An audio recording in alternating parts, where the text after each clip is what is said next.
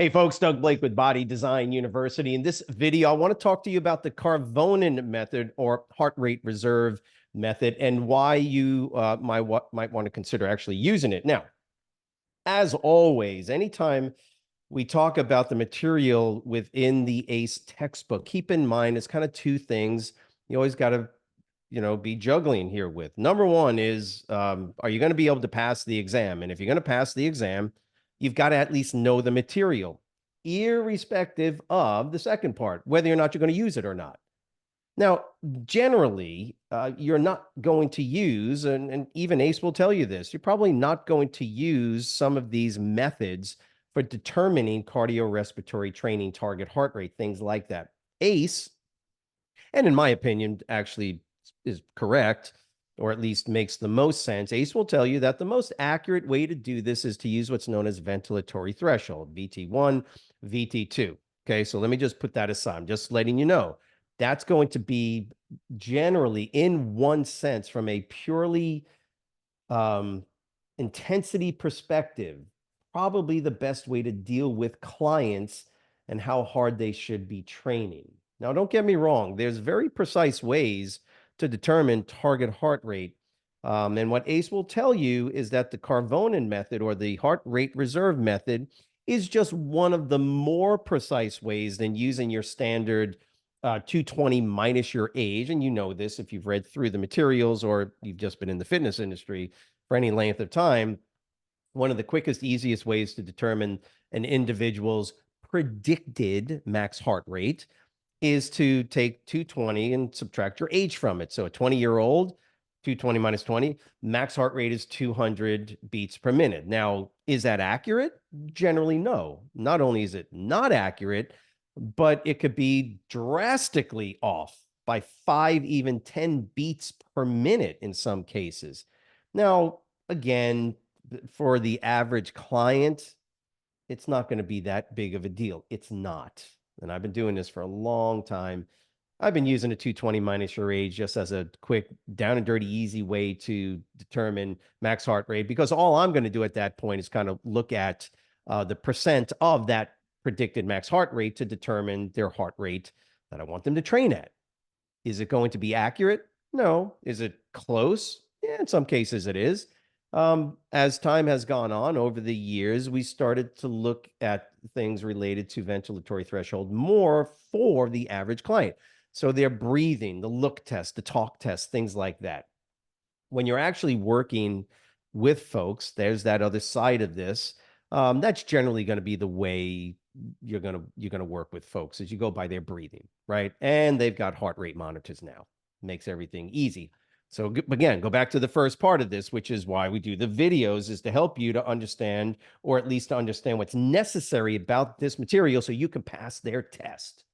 Whether or not you actually use it is entirely up to you. Now, the use of the Karvonen method is pretty valuable in one sense. If you like to do sort of the calculations and work on some stuff and show your clients that you're being more precise, absolutely nothing wrong with it. Dr. Karvonen, when he first came up with this formula, he was trying to deal with an understanding of how the heart rate reserve, or the difference, the amount of total respiratory output one could attain based on certain parameters. And he came up with a formula that took two variables, really pretty simple, two variables, max heart rate. Now, he did not use predictive measures. Dr. Karvonen actually was able to measure max heart rates with people, right? There's some issues when it comes to predictive measures for max heart rate, and then using a very precise variable known as your resting heart rate. So of the two, today, the average person, the average trainer, you're not going to get an accurate measure, or the most accurate measure, of a person's maximum heart rate, but you do have a way more precise variable, which is a resting heart rate. You can take that. Okay, that's going to be a pretty precise measurement. Now, on page 280, and this is chapter 8, it's a good idea to come down and take a look at the very bottom of the page and read this paragraph. Another popular method for monitoring training intensity popular method, ACE is going to be honest with you. VT, ventilatory threshold, best way to do it. Gives you a really good understanding of where this individual's heart rate, respiratory capacity come together, use of carbohydrates for fuel, fat for fuel, right? All of those come neatly together in the ventilatory threshold methodology. But again, in this case, it's a popular method. Nothing wrong with using it if you like to do the calculations. Given the concern with resting heart rate discrepancy, in other words, the reason you would use the Karvonen method is because it takes into account what is blatantly obvious with every person you ever deal with, is that everybody has a different resting heart rate. And resting heart rate is very, very important when it comes to determining what an individual's overall cardiorespiratory capacity or even cardiorespiratory power output is going to be. The lower, very general statement now, very general, the lower, everything else being equal, the lower a person's resting heart rate, generally, the more fit we understand them to be. Please don't write in the comments that that's not always the case. We know that's not always the case, but it's a good generality. Okay. And so what the Karvonen method, what the heart rate reserve method allows you to do is to create a more precise program or protocol for somebody because of this one variable that we can measure very easily and is pretty accurate, and that is going to be their resting heart rate. Because the same aged person can have discrepancies in their resting heart rates just using the 220 minus your age formula and then multiplying it by 70% of that number to get their heart rate that you want to train at. That's going to be inaccurate when it comes to trying to train these two individuals. If an individual has a lower resting heart rate, the general understanding is that they can, for instance, train harder, right? Well, and not necessarily, but that's kind of the general understanding.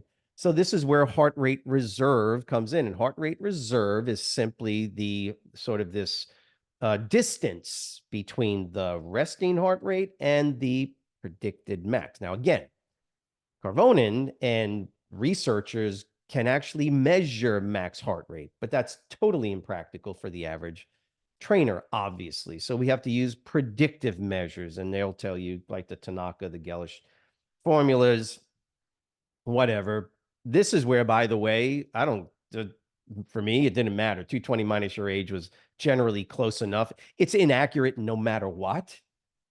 So sure, use one of these other more precise formulas. Unfortunately, they're only going to be more precise with older individuals and younger individuals, because we know the 220 minus your age over predicts young individuals with max and under predicts older individuals with their max heart rate. But back to the point at hand.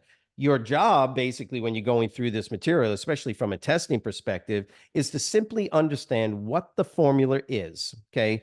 And figure 816 gives you a better sort of visualization of it. But the actual formula is target heart rate, right?